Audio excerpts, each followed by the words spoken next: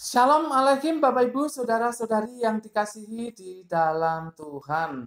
Kita bersyukur karena bisa berjumpa kembali di dalam pembelajaran firman Tuhan kali ini. Sebelumnya mari kita berdoa.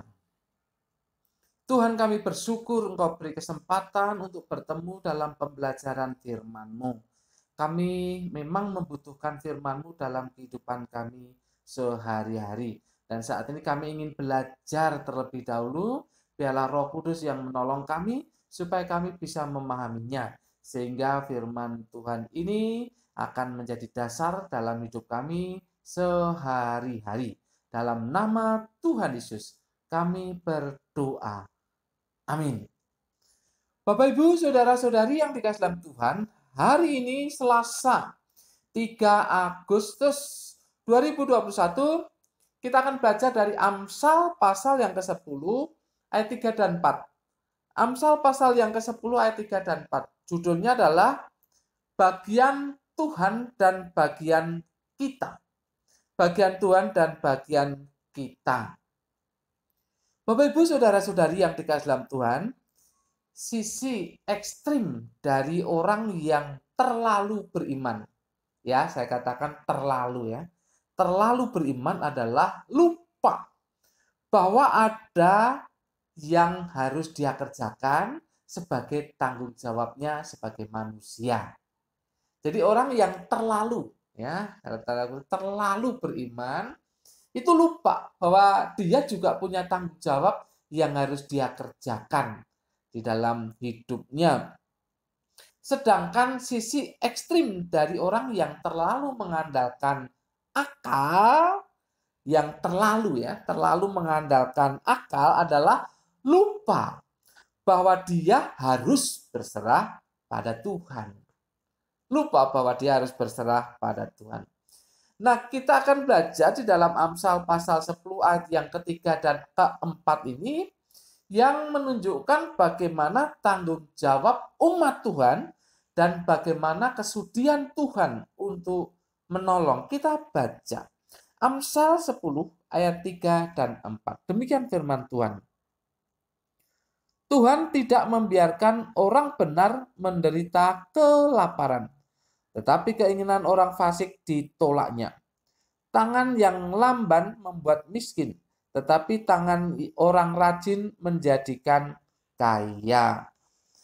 Kita akan lihat dua hal di sini. Yang pertama adalah bagian Tuhan. Bagian Tuhan. 3a tadi dikatakan, Tuhan tidak membiarkan orang benar menderita kelaparan. Bapak Ibu saudara-saudari yang dikasihi dalam Tuhan, ada dua penekanan atau dua hal yang kita lihat dari masalah ini ya. Tuhan tidak membiarkan orang benar menderita kelaparan. Yang pertama secara jasmani atau raga. Kita membuka Mazmur 34 ayat 11. Saya bacakan. Singa-singa muda merana kelaparan, tetapi orang-orang yang mencari Tuhan tidak kekurangan sesuatu pun yang baik. Perhatikan itu. Singa-singa muda itu kan yang gesit, yang masih cepat menangkap mangsa, tapi dia kelaparan. Sementara orang yang mencari Tuhan tidak kelaparan, karena Tuhan ada di pihaknya dan dia akan terus disupport oleh Tuhan. Itu secara jasmani, secara raga. Nah, kalau secara jiwa, ini di dalam Amsal 10 ayat 3a ini, di sana ada terselip kata nefes. Nefes itu nafas atau jiwa juga ya.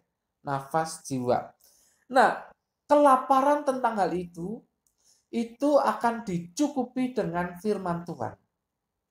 Terlalu banyak ayat firman Tuhan yang mengatakan bahwa Tuhan akan memberikan firman-Nya kepada orang yang haus akan kebenaran. Jadi itu akan dicukupi. Jadi secara jasmani, secara raga, maupun secara jiwa, orang yang mengikut Tuhan atau orang benar di sini dikatakan itu tidak akan kekurangan, tidak akan kelaparan. Jadi secara jasmani dia tidak akan kelaparan. Juga secara jiwa dia tidak akan kelaparan. Karena Tuhan akan memberikannya. Tuhan akan mencukupkannya. Ini bagian yang akan Tuhan kerjakan. Untuk mencukupkan kebutuhan makan jasmani maupun makan rohani, ini bagian Tuhan. Tuhan yang akan bertanggung jawab, istilahnya begitu. Tuhan bertanggung jawab untuk mencukupkan kebutuhan jasmani bagi umatnya dan juga kebutuhan rohani bagi umatnya. Secara raga dan secara jiwa itu tidak mungkin kelaparan bagi orang benar. Ini bagian Tuhan, sekali lagi saya katakan ini bagian Tuhan. Tetapi di sini terselip juga tanggung jawab manusia. Karena di sini dikatakan Tuhan tidak membiarkan orang benar. Jadi orang benar. Ini tanggung jawab ya. Tanggung jawab. Jadi orang itu harus orang benar. Tersadik itu bahasa Ibrani-nya. Orang benar itu orang yang adil, orang yang benar, orang yang lurus, orang yang sesuai hukum. Jadi terselip di situ tanggung jawab manusia juga.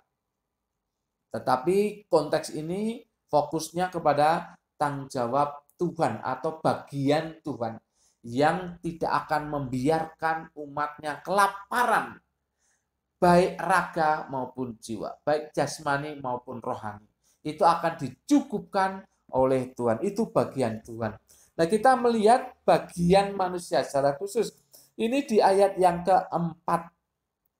Di situ ada dikatakan lamban dan rajin.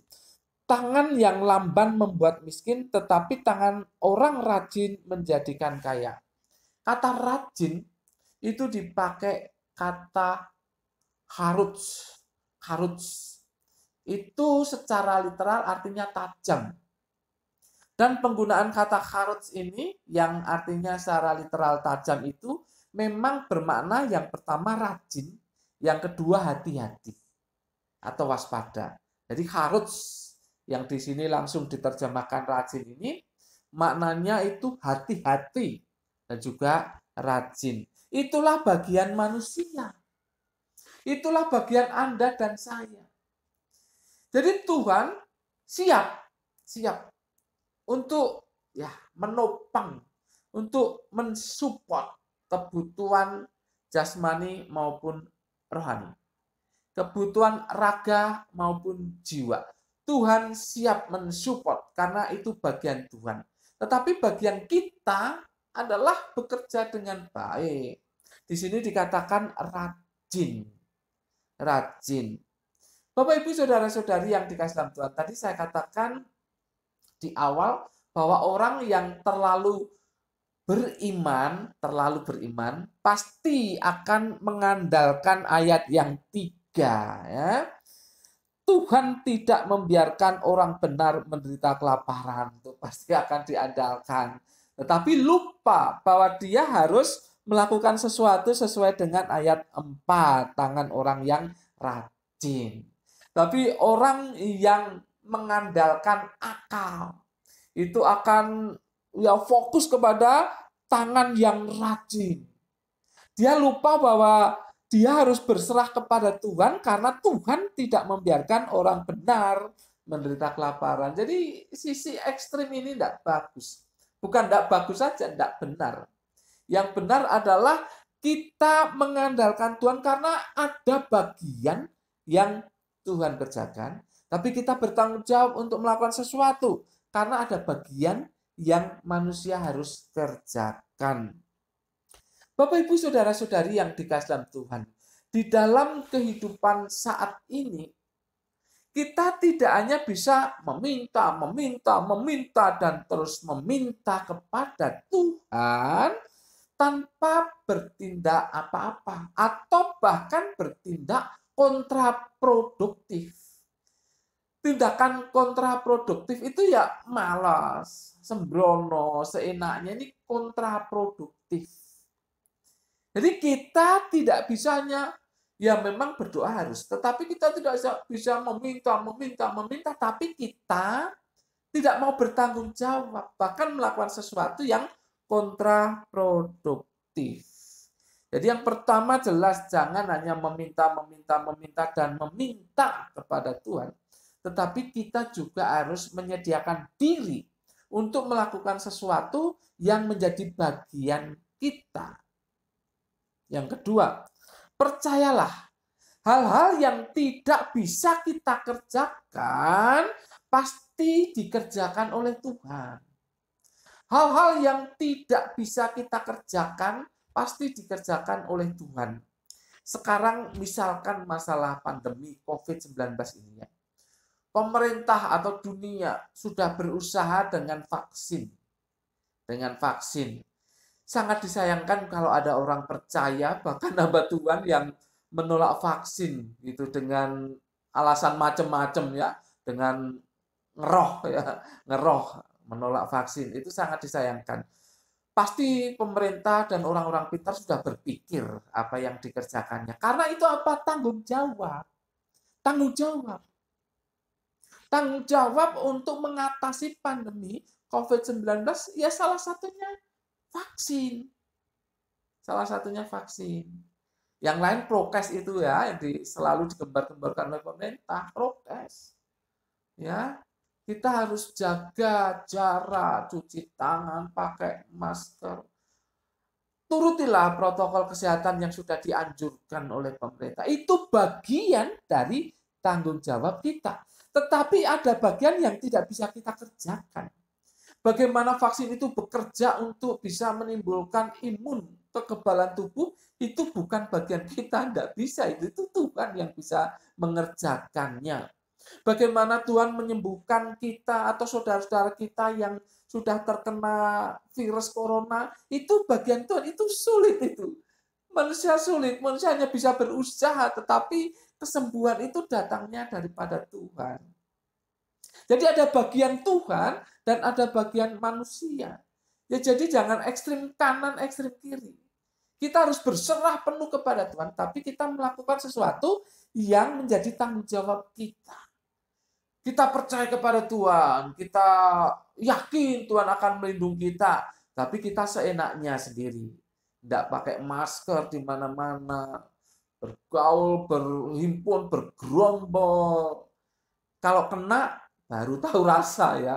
Orang yang belum kena dan menyepelekan itu karena ya suatu kali kena kan repot, baru tahu rasa, baru ngerti bahwa virus corona itu ada. Bapak Ibu saudara-saudari yang dikasih dalam Tuhan, jadi perhatikan ini.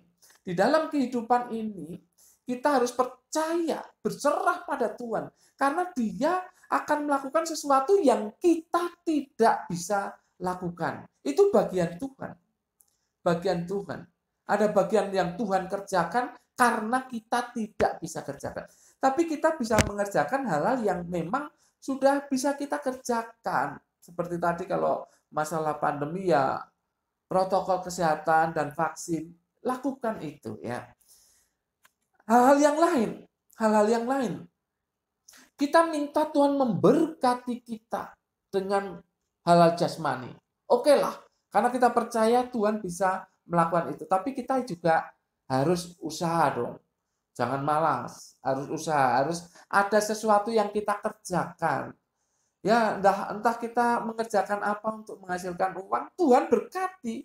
Ini yang tidak bisa kita kerjakan itu yang Tuhan berkati itu. Uang hasilnya sepertinya sedikit karena kita mampunya segitu, tapi kok cukup dalam kehidupan kita sebulan atau 2 bulan. Kok cukup? Lah itu yang Tuhan, bagian Tuhan itu. Itu yang Tuhan kerjakan. Kita tidak bisa mengerjakan. Uang yang hanya sedikit ternyata cukup.